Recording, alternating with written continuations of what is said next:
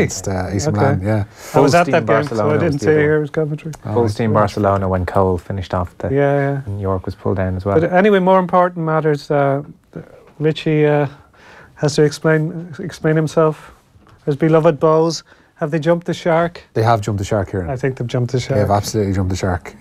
For those who haven't seen the new Bohemians away jersey, which was launched today, it features the likeness, but not a picture of.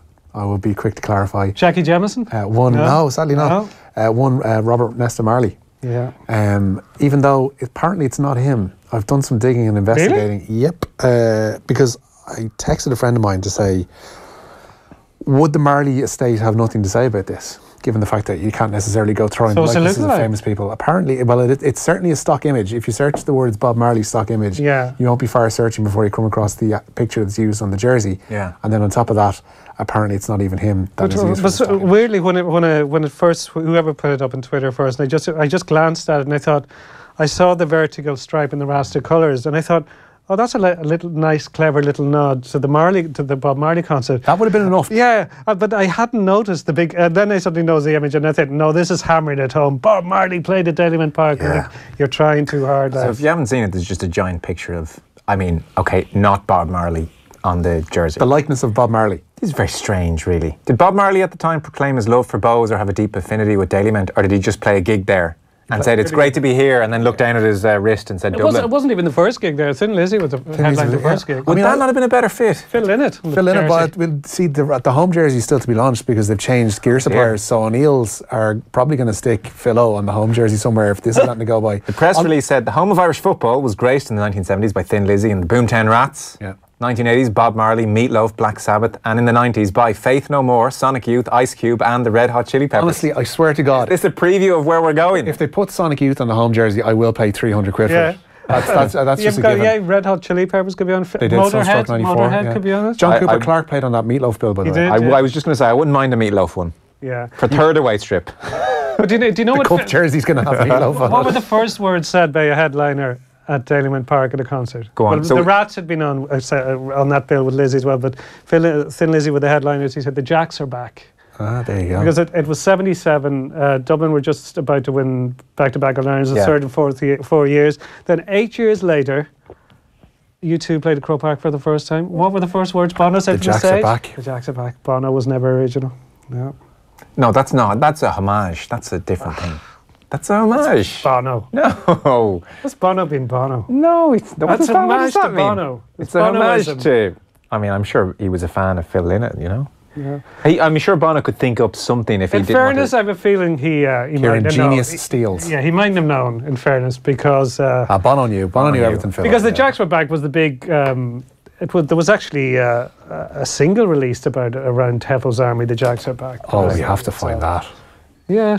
See if my father-in-law's on Jim it. Gavin probably has it on repeat on his iPod. He's having a full and frank discussion. Has he an iPod? Do people still have iPods? He pretty still has a tape player. I've gone from thinking, well, what are they doing, and this is just far too hipster for its own good, to now thinking, no. Well, do you know what? I think it'd be brilliant with a vertical stripe, because that's just a nod. It's a very clever nod to it. That's enough. In its defence, this has gotten more traction than any single jersey launch in probably League of Ireland history at this stage. Like it's on every football website, every sports website in the country has it in a prominent position. What's the Berlin club, the really hipster club in Berlin? St. Pauli. St. Pauli. Now I think they're hitting at that market as well, because uber hipster football fans around the world will buy that jersey. Yeah. Oh yeah. They will, without a doubt. Yeah. I mean, of course it's got attention. That's entirely what it's designed to do. Yeah. And it's going to have sales from around the world, which other jerseys, and like, let's be honest, like Shell's home jersey is not going to get that. Bows fans, I'd be very curious for your thoughts. Do you think this is fantastic and a bit of fun and exactly the kind of stuff? It's divided. It's very divided. Or with your proud history, is this just a little bit too gimmicky and cheap? Listen, you're talking about a club who, and I will hold my hands up and say they absolutely adore Bows. They did have a green away jersey in the first couple of years of their sponsorship with their sponsor, Mr. Green, for reasons of, well, that are pretty obvious. Yeah. Whereas their green would obviously be reserved for arrivals from across the Liffey. They decided, no, sure, we'll take that cash. Yeah. I mean, it's nice in a sense that it's quite different. I think we go down a dodgy enough route if every League of Ireland club or clubs start doing this now, like in the main, and it just gets a bit tiresome. Like if Cork City put Rory Gallagher on their shirt. And then after a while it has no impact, you know. Over that. Huh? Well, then Finn Harps would have a dispute over that as well. Indeed. Because he's got twin ownership as well. Or Derry City. And Derry City's family blood. The thing about it is, every League of Ireland club is engaged in quote-unquote banter subsequent of this launch as well. So Sligo Rovers put out a tweet with Westlife on one of their jerseys. Kind of funny. There is a Finn Harps one knocking around that had... Who's on it? One had Daniel on it, yeah. There was another one did have Rory and the local comedian Donald Gallen, who I believe you can fill in the listeners a bit if you want. Conal Gallen. Colin Gallen, that's it, yeah. And there have been others as well. St. Pat's as well had one knocking around too. That was probably less than funny. Comedian and Bows fans PJ Gallagher Something happens, big fan. I love the new Bows jersey. He was pictured in a PJ Gallagher. Yeah, he launches it. Yeah. Bows fan. It's a great design, and it's always great to see Dublin's best club find new ways to celebrate their history. See, I just wonder, is that the first thing of their history that you would celebrate, you know? Like Bob Swandale did a gig and got the hell out of there. Is there nothing else in Bows? I think it'd be a great Bows t-shirt, but not a jersey. Bows t-shirt. The thing about it is a couple of years ago, they started to mark the fact that they were leaving Dalymount. So there were a couple of little things inscribed on the jerseys at the time that marked, you know, their anniversaries and the year they moved into Dalymount, on the expectation that they would be getting out of there at the end of that season. They've kind of tapped that well and run it dry at this stage. They now know they're not going to get out of there until 2021. So they're like, what do we do now? Bob played here. And there we go. Well, as the resident Bows fan, then what's your verdict? Yay or nay? No. Well, I can see why they've done it, but as a jersey, I think it's horrible. Will you get it? No. I thought it was the Carlo away shirts, as Cahill in Dublin. Oh, there is a Carlo one knocking around as well that has Richie Kavanagh on it. That I can get on board with. St. Pauli are based in Hamburg, lads. Kieran, Dossing in work. Good man, Kieran. Good German knowledge there. Okay. So who are the hipster club in Berlin? Is there not a hipster club in Berlin? Is it not Hertha Berlin? No, Hertha aren't hipster. Yeah. No, maybe I could well be mixing up with St. Pauli then. Could you Google apologise to Kieran and work? Hipster German club. Kieran and work will probably know. Is there a hipster German club or St. Pauli? Yeah, they are St. Pauli. Must be. Well, it's the German club, but but they're not in Berlin necessarily. Yeah. Okay. My mate played football with Union Bob. Berlin. Oh, here, shut up! Don't interrupt this. I started with my mate played football with Bob, and you interrupted that. How dare you? Bob Carroll G's? No, with Bob in Fairview Park. Yeah, there's loads of great photos of Bob Marley playing football. My mate played. Oh yeah, I knew that. But great story about how Danny Baker killed him. Is there one in Fairview Park? Pictures of him in Fairview Park? I haven't heard that. I think they probably will be, yeah. My mate played football with Bob in Fairview Park on the day of the gig. Bob came up, asked if he could have a kick round, so naturally they agreed. Said he was quite good as well. He apparently was quite good. Wowzers, though. There was that brilliant story that Danny Baker told that he essentially inadvertently killed Bob Marley because he was the one who inflicted the tackle upon Marley that generated his untimely demise. Yeah. That was in one of his books, wasn't it? Yeah, I read that. Yeah. Not true. Danny Baker trying to be centre of the story here. This lad had a kick around. That's what Danny Baker does. This lad had a kick around with Bob in Fairview Park and hasn't mentioned it until now. He hasn't mentioned it. That's literally the first thing he opens in every conversation. No, he probably got a t-shirt of it. How are you? Yeah. Did I ever tell you about the time I played with Bob in Fairview Park? On that German club, Pauli. St. Pauli? St. Pauli. St. Pauli, excuse me. The Guardian say of them, with their unappealing brown colours, undeniably cool and iconic skull and crossbones crest, and steadfast devotion to worthy causes, Sao Pauli were perhaps were perhaps the first club to steer themselves across the hipster consciousness in recent decades. No, Dukla Prague as well, because all I want for Christmas is Dukla Prague away kit. In stereo. There you go. Who's the half man, half biscuit? Have Bows now taken the position as most hipster Irish club? We have our own craft beer, for God's sake, Joe. Where does hipster become trying just too damn hard, though, Richie? This jersey. Yeah. You know, it's a fine line. This is Fonzie sailing over the shark. It's a fine line. So, Champions League remember back, Sultan Saping used to wear Cork City jerseys. Went back when it was very unfashionable. Yeah. And Forest jerseys. They were big Forest fans, I think, weren't they? That's what gave them a ball in the yard of grass is about. Yeah. That's right. Nigel Clough, I think. Martinez has just scored a volley for Bayern Munich. Champions League is on. 61 minutes in the clock. Let's talk about jerseys for half an hour. Well, people can text in their jersey thoughts. Question. What was I going to say? Bayern are like 1 from 5 at the moment. They're in a bad run of form. So they're against AEK Athens. So 62 minutes to clock. They're 1-0 up. Our news round is brought to you this evening with a choice, or with Screwfix.ie, champion the trade with a choice of over 20,000 quality trade products. Getting ahead of myself. So the big one is at Old Trafford this evening. We'll get to that in a few months' time. Richie, you've got the latest? Yeah, Manchester United, as you say, looking to win a first home Champions League tie since December. Group H leaders Juventus visiting Old Trafford, where there is an 8 o'clock kickoff. United opted to stay at a hotel closer to the ground to avoid delays they suffered en route to their scoreless draw with Valencia earlier this month. However, they still managed to get stuck in traffic. United only arrived moments ago, 52 minutes before kickoff, However, Matt Critchley reports that they will still kick off at 8 o'clock, despite the fact they stay closer to the ground. They have managed to be late. However, United line out with an unchanged side from Saturday's 2-2 draw with Chelsea. David De Gea starts in goal, a back four of Ashley Young, Victor Lindelof, Chris Smalling and Luke Shaw. In midfield, it's Nemanja Matic, Juan Mata and Paul Pogba, with Marcus Rashford and Anthony Martial flanking Romelu Lukaku. For Juve, Wojciech Szczesny starts in goal, Joao Cancelo, Giorgio Chiellini, Leonardo Bonucci and Alexandro across the back. Then Juan Cuadrado, Miralem Pjanic, Rodrigo Bentancur and Blaise Matuidi, with Paulo Dybala in support of one Cristiano Ronaldo. Kick-off, as I say, is at 8 o'clock. The other game in that group kicked off at 5:55, and something of a surprising scoreline at the moment.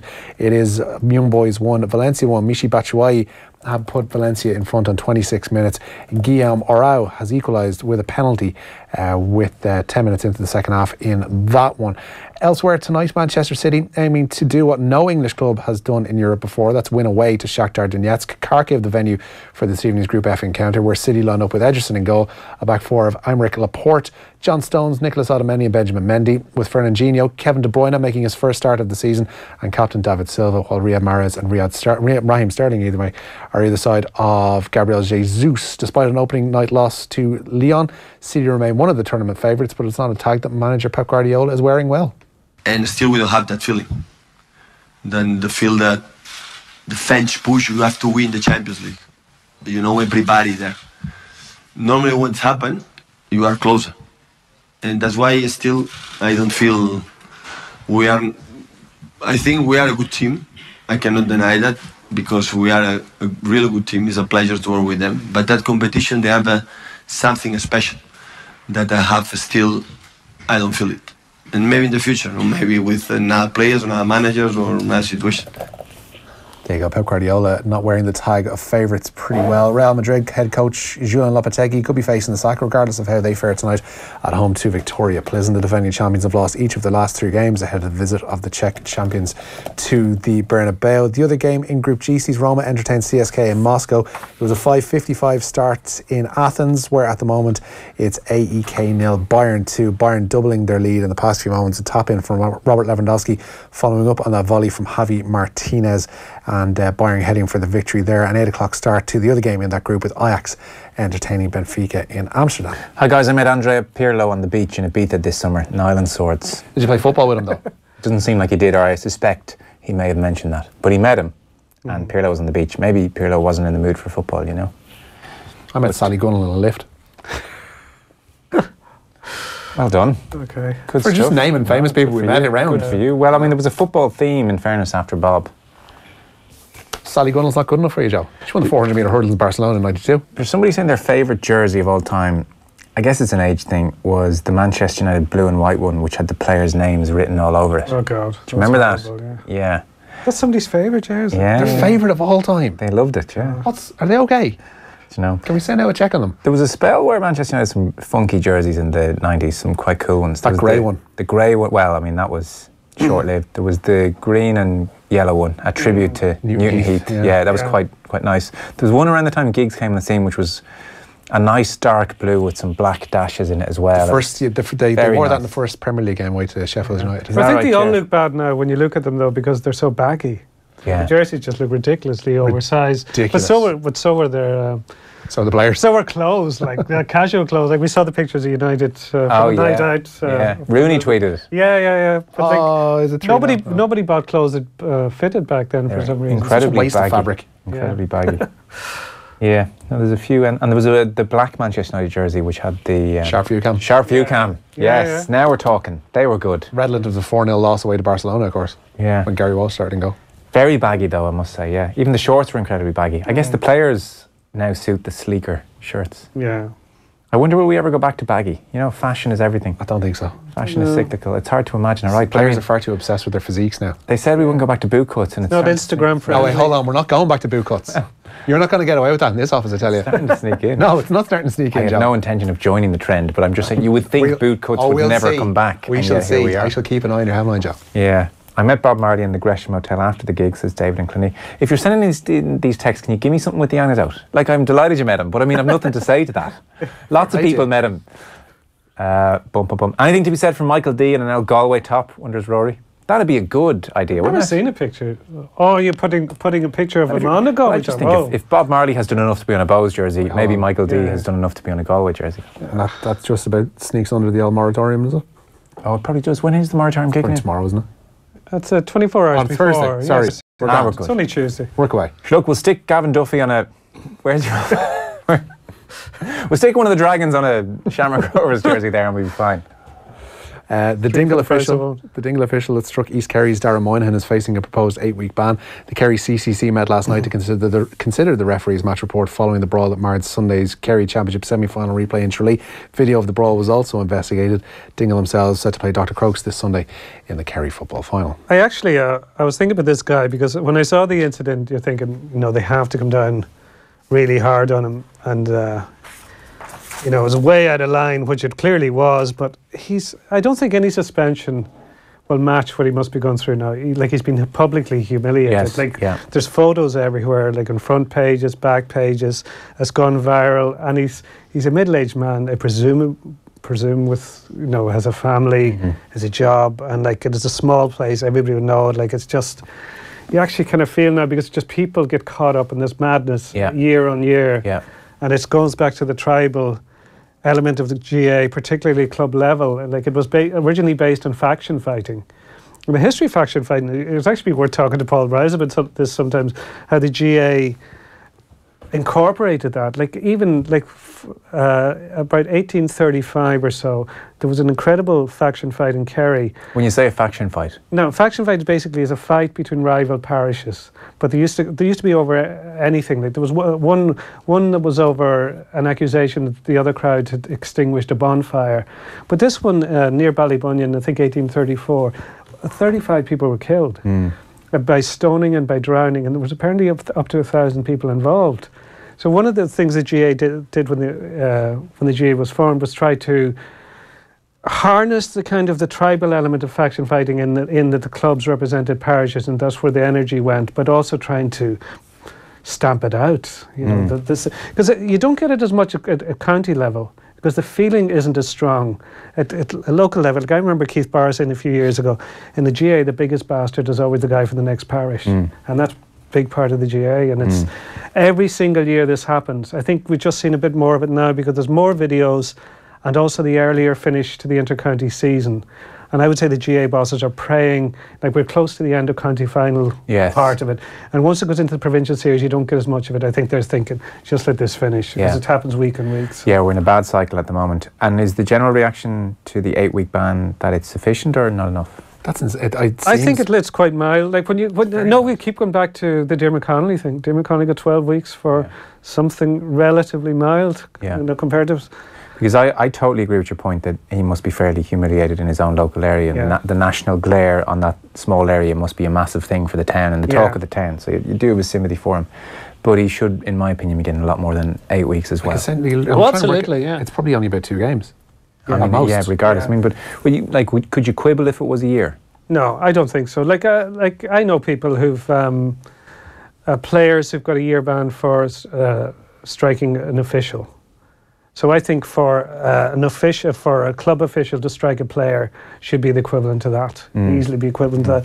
But I think people have all sorts of proposals on how to deal with it, and one of the main ones is just get people off the sideline. Should there be anybody other than medical staff on the sideline, and arguably a manager? But I think managers are better off sitting in a stand anyway. But you do need medical staff on the sideline. In rugby, I think you've only got medics on the sideline. You don't have anyone else on the sideline. But lots of GAA distracted. Byron tuned it up. Lots of GAA grounds around the country have no stands anyway, so I mean people are just going to be on the sideline naturally. So you can't really put a ban and say you're not on the sideline. A lot of them have, not all of them have, but a lot of them do now. A lot of them, I think in a lot of cases you would be able to designate a section for the backroom teams and the subs of both teams. Just get them off the sideline, because if they're taken back from the pitch, there's obviously far less chance of this kind of stuff happening. Yeah, no, it's true. I'm sure the logistics could be sorted out. So, last story or two then? Yeah, Fergus McFadden facing a lengthy spell on the sidelines. Leinster have confirmed the winger sustained a serious hamstring injury in training, and he's to seek further opinion on its treatment from a specialist. Dave Carney also facing a spell out, having suffered a thigh strain. However, his brother Rob has returned to full training and is due to return for the Pro 14 trip to Benetton. Dan Levy also back in contention, while Josh van der Fleer is undergoing the return to play protocols. Tommy O'Donnell's ankle injury is not as bad as first feared, it seems. The Munster flanker suffered ligament damage in Saturday's Heineken Champions Cup win over Gloucester and not a broken ankle. Ahead of Saturday's visit of Glasgow, Rhys Marshall is awaiting scan results on a hamstring injury, while Niall Scannell is continuing his recovery from an ankle injury.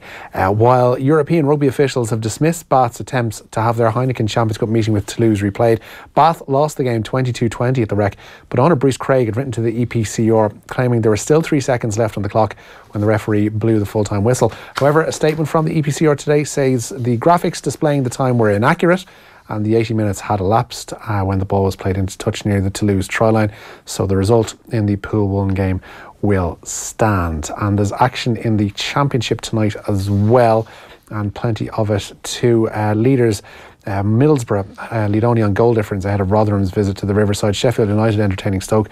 Elsewhere, Norwich can move up to fourth with a win at home to Aston Villa, for whom Conor Hourihane and Glenn Whelan start in midfield. Birmingham face Reading, Millwall entertain Wigan, QPR face Sheffield Wednesday, and Swansea take on Blackburn.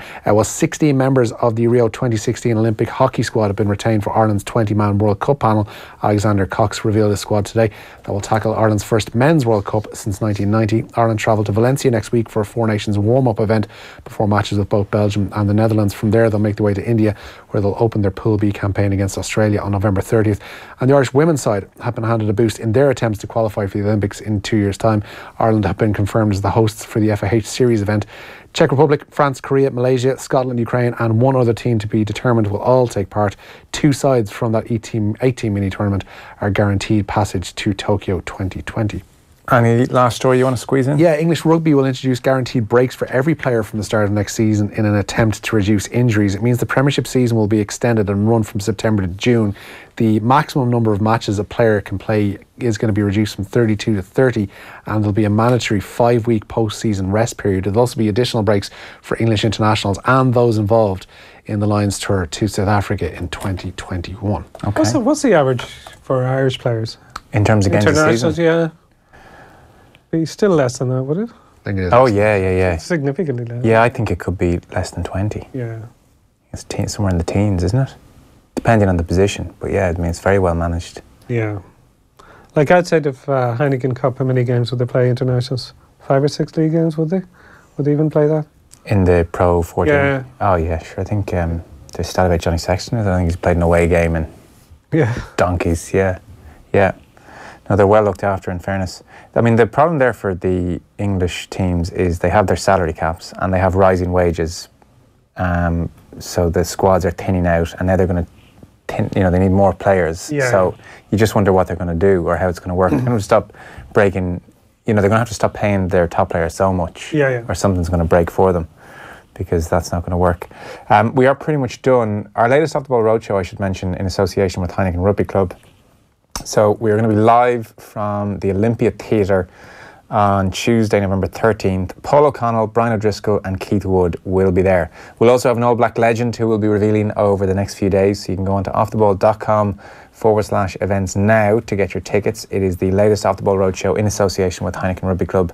And remember, the event is for over 18s only. Visit drinkaware.ie. So offtheball.com/events. It's Paul O'Connell, Brian O'Driscoll and Keith Wood at the Olympia on Tuesday, November the 13th. We'll talk to Sid Lowe about the situation at Real Madrid and Andy Mitten as well ahead of United Juventus next. Off the Ball on News Talk. Thanks to Screwfix.ie, championing the trade with a choice of over 20,000 quality trade products. At M&S, we're committed to bringing